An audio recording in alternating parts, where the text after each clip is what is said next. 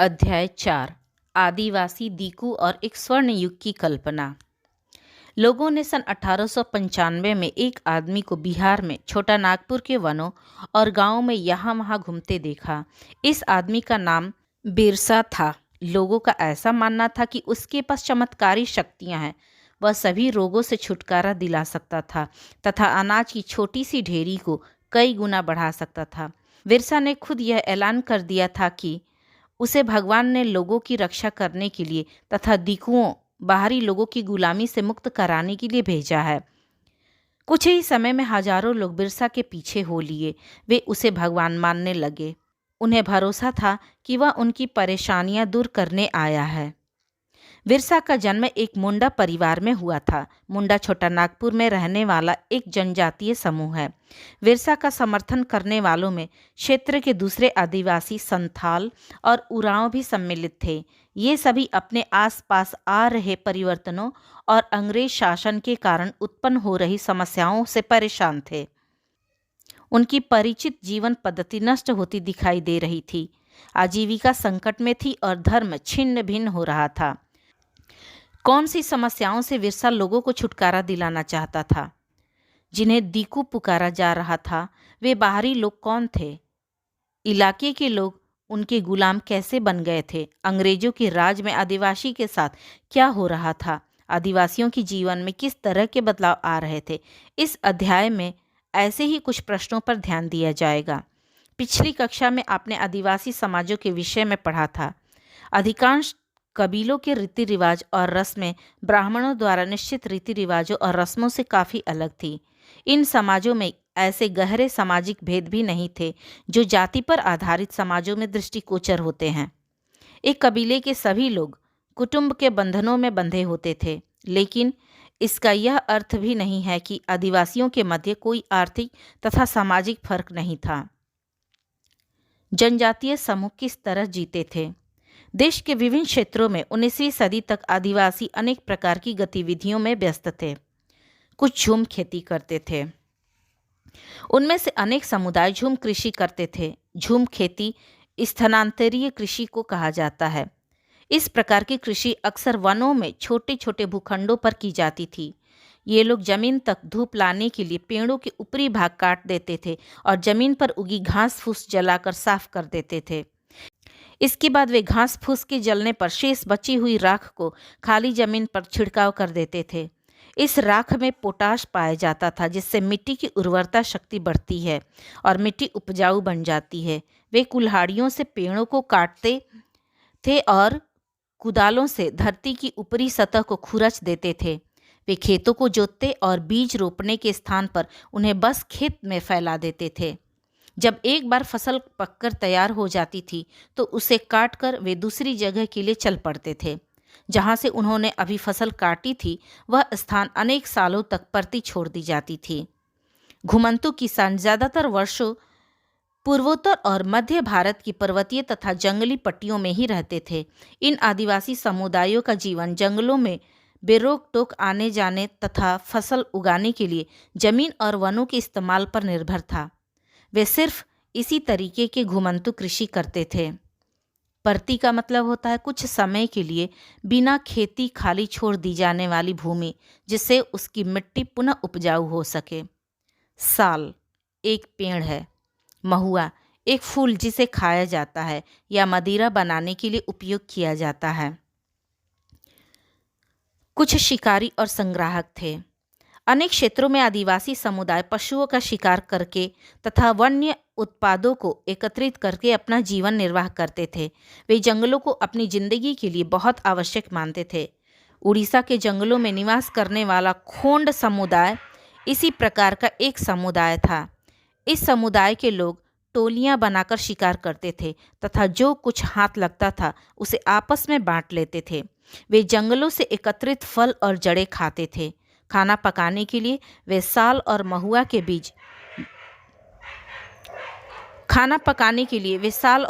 के बीजों का तेल प्रयोग करते थे।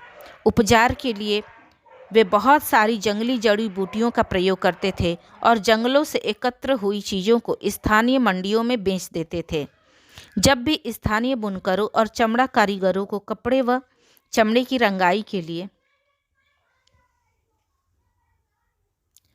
कुछ शिकारी और संग्राहक थे। अनेक क्षेत्रों में आदिवासी समुदाय पशुओं का शिकार करके तथा वन्य उत्पादों को एकत्रित करके अपना जीवन निर्वाह करते थे। वे जंगलों को अपनी जिंदगी के लिए बहुत आवश्यक मानते थे। उड़ीसा के जंगलों में निवास करने वाला खोंड समुदाय इसी प्रकार का एक समुदाय था। इस समुदाय के लोग टोलियां बनाकर शिकार करते थे तथा जो कुछ हाथ लगता था उसे आपस में बांट लेते थे। वे जंगलों से एकत्रित फल और जड़ें खाते थे। खाना पकाने के लिए वे साल और महुआ के बीजों का तेल प्रयोग करते थे। उपचार के लिए वे बहुत सारी जंगली जड़ी बूटियों का प्रयोग करते थे और जंगलों से एकत्र हुई चीज़ों को स्थानीय मंडियों में बेच देते थे। जब भी स्थानीय बुनकरों और चमड़ा कारीगरों को कपड़े व चमड़े की रंगाई के लिए कुसुम तथा पलाश के फूलों की जरूरत होती थी तो वे खोंड समुदाय के लोगों से ही कहते थे। यह समुदाय चावल और अन्य अनाज कहाँ से प्राप्त करते थे? कई बार तो वे चीज़ों की अदला बदली से काम चला लेते थे। वे अपने बहुमूल्य वन उत्पादों के बदले अपनी ज़रूरत की चीज़ें ले लेते थे। कई बार उन्हें अपनी ज़रूरत की वस्तुएं खरीदने के लिए अपनी मुट्ठी भर आमदनी पर निर्भर रहना पड़ता था। अनेक लोग नौकरी के लिए आसपास के गांवों में आते जाते थे। कोई बोझा ढोता था तो कोई सड़क बनाने का काम करता था। कई आदिवासी खेतों में मजदूरी करते थे। वन उत्पादों में कमी आने पर काफ़ी आदिवासियों को मजदूरी के लिए काफ़ी भटकना पड़ता था, परंतु उनमें से बहुत से समुदाय जैसे मध्य भारत के बैगा दूसरों के लिए काम करने से डरते थे। बैगा का मानना था कि वे वन की संतान है जो सिर्फ वन की उपज पर ही जीवित रह सकते हैं। मजदूरी करना बैगाओं के लिए अपमानजनक बात थी। जो वस्तुएं आसपास नहीं उगती थी उन्हें प्राप्त करने के लिए आदिवासियों को खरीद फरोख्त भी करनी पड़ती थी। इसकी वजह से वे अनेक मौक़ों पर व्यापारियों तथा महाजनों पर निर्भर रहते थे। व्यापारी बेचने की वस्तुएं लेकर आते थे और महंगे दामों पर वस्तुओं को बेचते थे। सूदखोर महाजन भी आदिवासियों को जो ऋण देते थे उनके लिए बहुत ऊंची दर से ब्याज वसूलते थे। इस प्रकार बाजार तथा वाणिज्य ने आदिवासियों को ऋण और गरीबी के गर्त में ढकेल दिया था। लिहाजा वे महाजनों और व्यापारियों को बाहरी शैतान और अपने सभी परेशानियों की जड़ मानते थे। स्रोत 1। शिकार का वक्त, बुनाई का वक्त, नए खेतों में जाने का वक्त।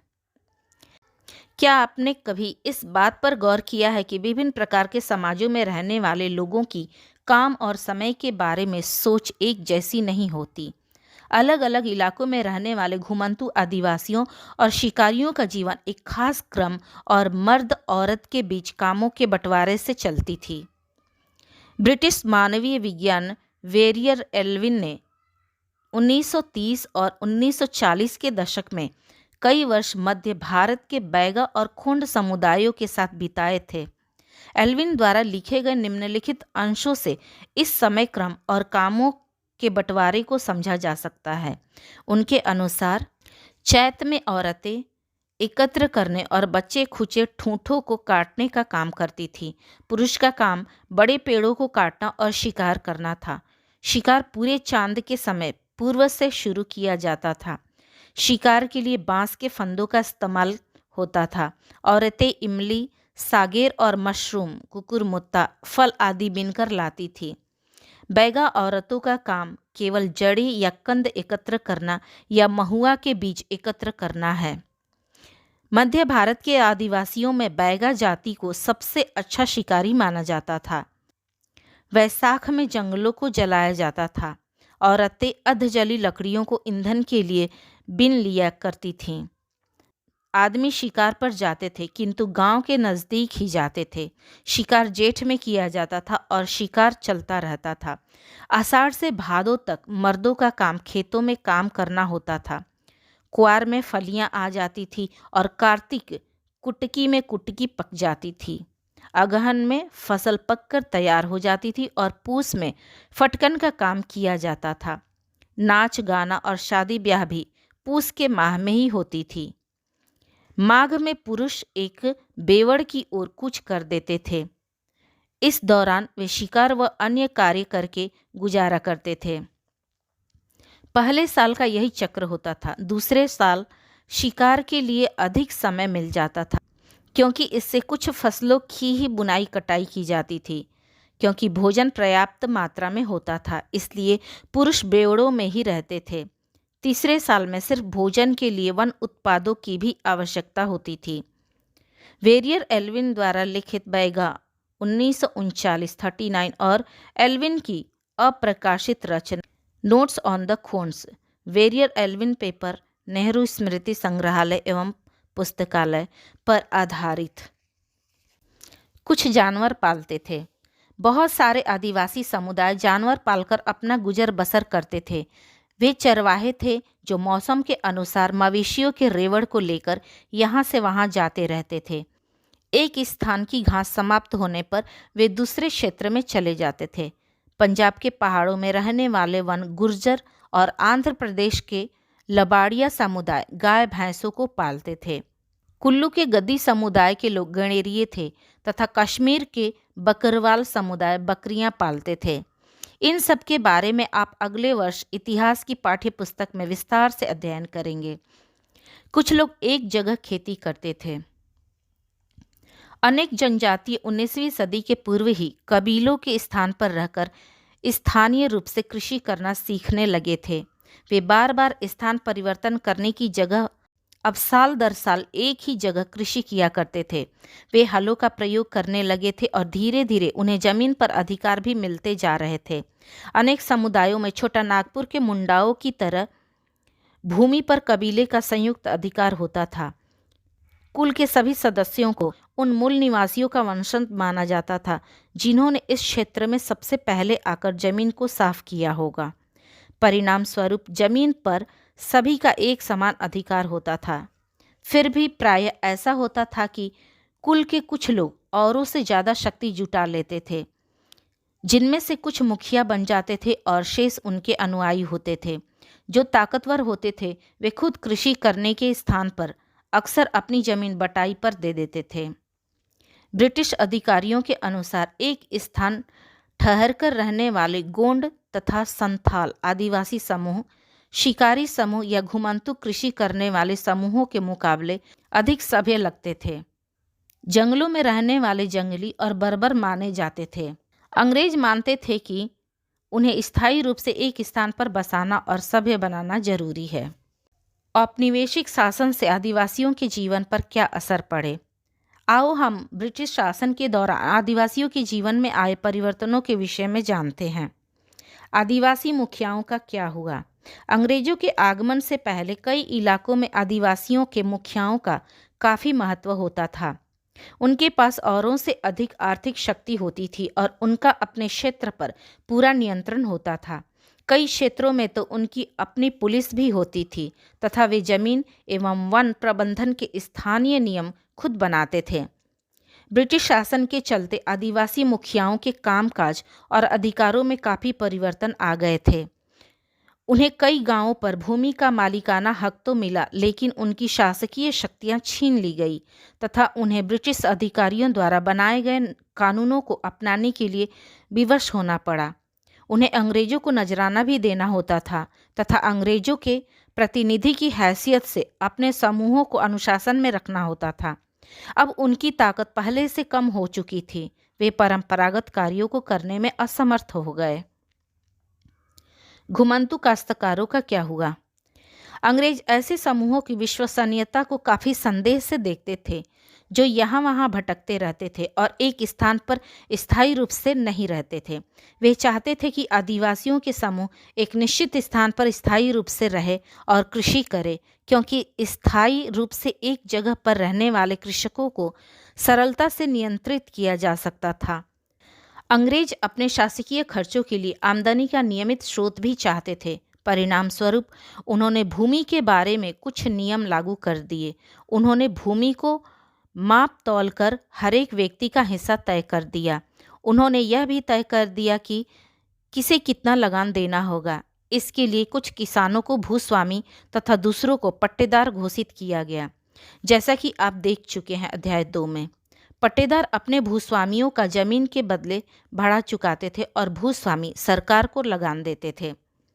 झुम काश्तकारों को स्थायी रूप से बसाने का अंग्रेजों का प्रयत्न कुछ खास कामयाब नहीं रहा। जहाँ पानी की कमी हो और जहाँ मिट्टी सूखी हो, वहाँ हलों से कृषि करना मुश्किल होता था। अपितु हलों की सहायता से कृषि करने वाले झूम काश्तकारों को अक्सर हानि का सामना ही करना पड़ता था, क्योंकि उनके खेतों में अच्छी पैदावार नहीं हो पाती थी। इसलिए पूर्वोत्तर राज्यों के झूम काश्तकार इस बात पर अड़े रहे कि वे परंपरागत तरीके से ही जिएंगे। व्यापक विरोध के चलते अंग्रेजों को उनकी बात माननी ही पड़ी तथा उन्होंने इन कबीलों को जंगल के कुछ भागों में घुमंतु कृषि करने की छूट दे दी। वन कानून और उनके प्रभाव। जैसा कि आपने पढ़ा है, आदिवासी समूहों का जीवन जंगलों से जुड़ा हुआ था। अतः वन कानूनों में आए बदलावों से आदिवासियों के जनजीवन पर भी गहरा असर पड़ा। अंग्रेजों ने धीरे धीरे सभी जंगलों पर अपना नियंत्रण स्थापित कर लिया था और वनों को राज्य की संपत्ति घोषित कर दिया था। कुछ वनों को आरक्षित वन करार दे दिया गया। वे ऐसे जंगल थे जहां अंग्रेजों की आवश्यकता हेतु इमारती लकड़ी पैदा होती थी। इन जंगलों में लोगों को स्वतंत्र रूप से घूमने, झूम खेती करने, फल इकट्ठा करने अथवा पशुओं का शिकार करने की अनुमति नहीं थी। ऐसी स्थिति में झूम काश्तकार किस प्रकार जीवित रह सकते थे? इसलिए उनमें से अनेकों को कार्य और रोजगार की तलाश में विवश होकर दूसरे क्षेत्रों में जाना पड़ा। जैसे ही अंग्रेजों ने वनों के अंदर आदिवासियों के रहने पर रोक लगा दी, उनके सम्मुख एक नई चुनौती उत्पन्न हो गई कि वे रेलवे स्लीपर्स के लिए वृक्ष काटने और लकड़ी को एक जगह से दूसरी जगह तक ले जाने के लिए मजदूर कहाँ से लाए जाएं। औपनिवेशिक अधिकारियों ने इसका भी एक समाधान खोज निकाला। उन्होंने तय किया कि झूम काश्तकारों को कृषि में भूमि के कुछ छोटे टुकड़े दिए जाएंगे तथा उन्हें वहां खेती करने की भी रियायत होगी, परंतु इसके बदले में गांव में रहने वालों को वन विभाग के लिए मजदूरी करनी होगी तथा वनों की देखभाल करनी होगी। इस ढंग से अनेक क्षेत्रों में वन विभाग ने सस्ते श्रम की आपूर्ति तय करने के लिए वन गांव बसा दिए। अनेक आदिवासी समूह औपनिवेशिक वन कानूनों के विरुद्ध हो गए। उन्होंने नए नियमों को स्वीकार करने से इनकार कर दिया और अपने पुराने तौर तरीकों से ही चलते रहे, जो सरकार द्वारा गैर कानूनी घोषित किए जा चुके थे। कई बार वे खुलेआम बगावत भी करते थे। 1906 में सोंग्रम संगमा द्वारा असम में और 1930 के दशक में मध्य प्रांत में हुआ वन सत्याग्रह भी इसी तरह के विद्रोह थे। व्यापार की समस्या। जनजातीय समूहों ने 19वीं शताब्दी के दौरान अनुभव किया कि व्यापारी तथा महाजन वनों में जल्दी जल्दी चक्कर लगाने लगे हैं। वे वन उपज खरीदने, नगद कर्जा देने और आदिवासियों को मजदूरी पर रखने के लिए आ रहे थे। इन सभी परिवर्तनों से क्या असर पड़ने वाले हैं, यह समझने में आदिवासियों को कुछ वक्त लगा।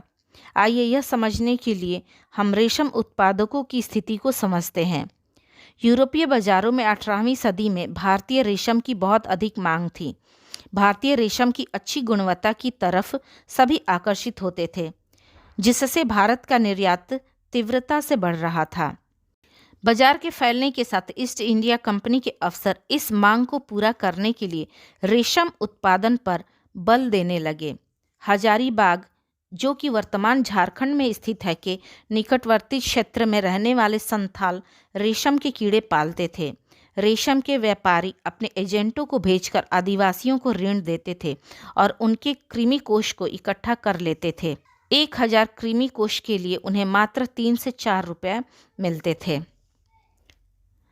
स्रोत 2। अंग्रेजों के इस देश में जीना कितना कठिन है। वेरियर एल्विन ने 1930 के दशक में मध्य भारत में रहने वाले बैगा आदिवासियों के क्षेत्रों का दौरा किया था। एल्विन इन लोगों के रीति रिवाज, उनकी कला और लोक संस्कृति की जानकारी हासिल करना चाहते थे। उन्होंने बैगाओं के बहुत सारे गीत एकत्र किए, जिनमें इस बात पर शिकायत की गई है कि अंग्रेजों के शासन में बैगा पर कितने जुल्म हो रहे हैं। अंग्रेजों के इस देश में जीना कितना मुश्किल। जमींदार बैठा है गांव में, दरवाजे पर है कोतवार, बगीचे में पटवारी, खेतों में सरकार। अंग्रेजों के इस देश में जीना कितना है कठिन। पशु कर अदा करने के लिए बेचते हैं गाय, तो भैंस बेचते हैं जंगल कर के लिए।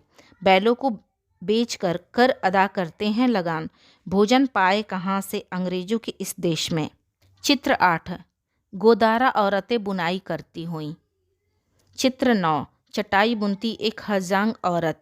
औरतों के लिए घरेलू काम केवल घर तक ही सीमित नहीं था, वे खेतों और कारखानों में बच्चों को अपने साथ लेकर जाती थीं।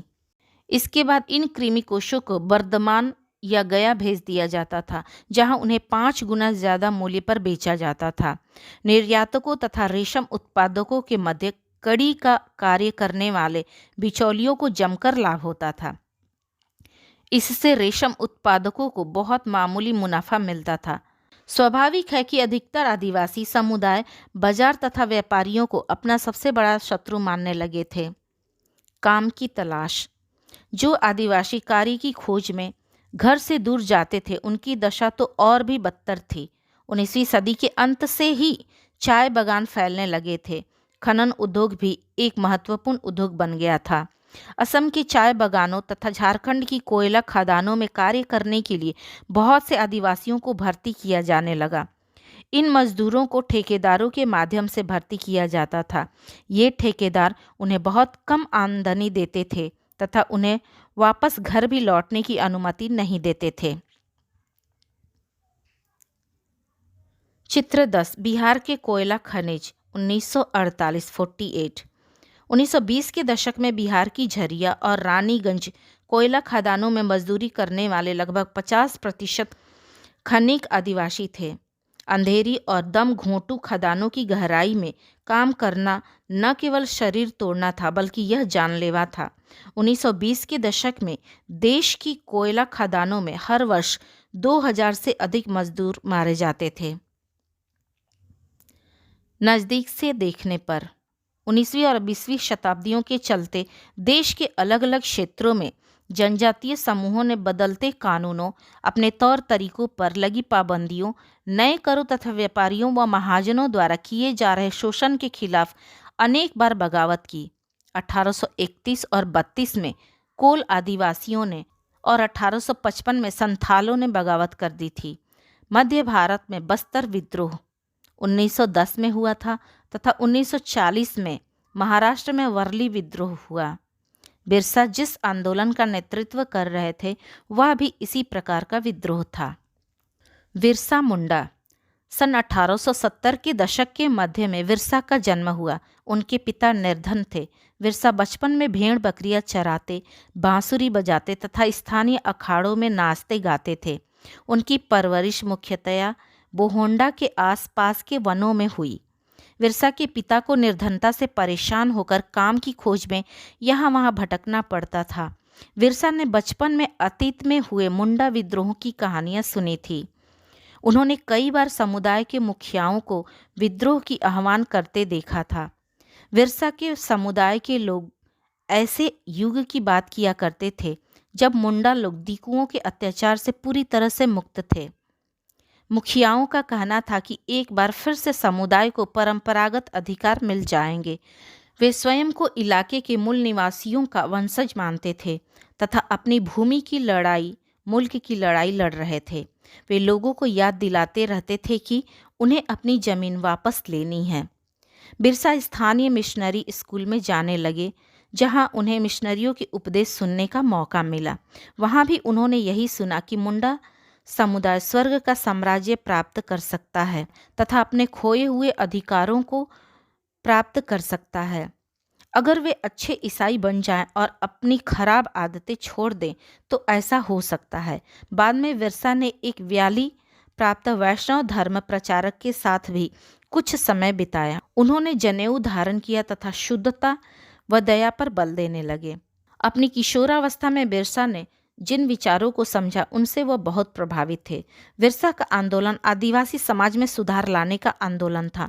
उन्होंने मुंडाओं को कहा कि वे शराब पीना छोड़ दें, गांव में सफाई रखें तथा डायन व जादू टोने जैसे अंधविश्वासों से दूर रहें। यहाँ ध्यान देने वाली बात यह है कि बिरसा ने मिशनरियों और हिंदू जमींदारों का भी विरोध किया। उनका मानना था कि वे लोग बाहर से हैं तथा वे मुंडा जीवन शैली के शत्रु हैं। विरसा ने 1895 में अपने अनुयायियों से आह्वान किया कि वे अपने गौरवपूर्ण अतीत को पुनर्जीवित करने के लिए दृढ़ संकल्प कर लें। वह अतीत में एक ऐसे स्वर्ण युग सतयुग की चर्चा करते थे जब मुंडा लोग बहुत बेहतर जीवन जीते थे, तटबंध बनाते थे, कुदरती झरनों को नियंत्रित करते थे, वृक्ष और बाग लगाते थे, जीवन यापन के लिए कृषि करते थे। उन काल्पनिक युग में मुंडा अपने बिरादरों और रिश्तेदारों का खून नहीं बहाते थे, वे ईमानदारी से जीते थे। विरसा चाहते थे कि लोग एक बार फिर से अपनी जमीन पर कृषि करें, एक स्थान पर टिक कर रहें और अपने खेतों में काम करें। अंग्रेजों को विरसा आंदोलन के राजनीतिक उद्देश्यों के कारण कई समस्याओं का सामना करना पड़ रहा था। इस आंदोलन के अंतर्गत मुंडा लोग विरसा के नेतृत्व में मिशनरियों, महाजनों, हिंदू भूस्वामियों तथा सरकार को बाहर निकालकर अपना राज्य स्थापित करना चाहते थे। यह आंदोलन इन्हीं शक्तियों को मुंडाओं की सभी समस्याओं व कष्टों का स्रोत मानता था। अंग्रेजों की नई भूनीतियाँ उनकी परंपरागत भूमि व्यवस्था को खत्म कर रही थीं। हिंदू भूस्वामी तथा महाजन उनकी जमीन पर कब्जा करते जा रहे थे और मिशनरी उनकी परंपरागत संस्कृति की आलोचना करते थे। आंदोलन फैलने के साथ अंग्रेजों ने कठोर कार्रवाई करने का निर्णय लिया। उन्होंने 1895 में विरसा को गिरफ्तार कर लिया और दंगे फसाद के आरोप में उन्हें 2 वर्ष की सजा सुनाई गई। 1897 में जेल से रिहाई के पश्चात विरसा ने समर्थन जुटाने के लिए गांव-गांव का भ्रमण किया। उन्होंने लोगों को उकसाने के लिए परंपरागत प्रतीकों तथा भाषण का भी उपयोग किया। वे आह्वान कर रहे थे कि उनके नेतृत्व में मुंडा साम्राज्य की स्थापना के लिए रावणों, दीकू और यूरोपियों का विनाश कर दे। विरसा के अनुयायी दीकू तथा यूरोपीय सत्ता के प्रतीकों को निशाना बनाने लगे।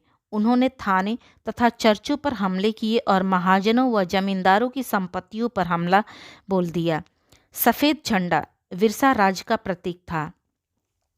सन 1900 में बिरसा की हैजे के कारण मृत्यु हो गई और आंदोलन मंदा पड़ गया। यह आंदोलन 2 मायनों में महत्वपूर्ण था। पहला, इसने औपनिवेशिक सरकार को ऐसे कानून लागू करने के लिए बाध्य कर दिया जिसके कारण दीकू लोग आदिवासियों की भूमि पर सरलता से अधिकार न कर सके।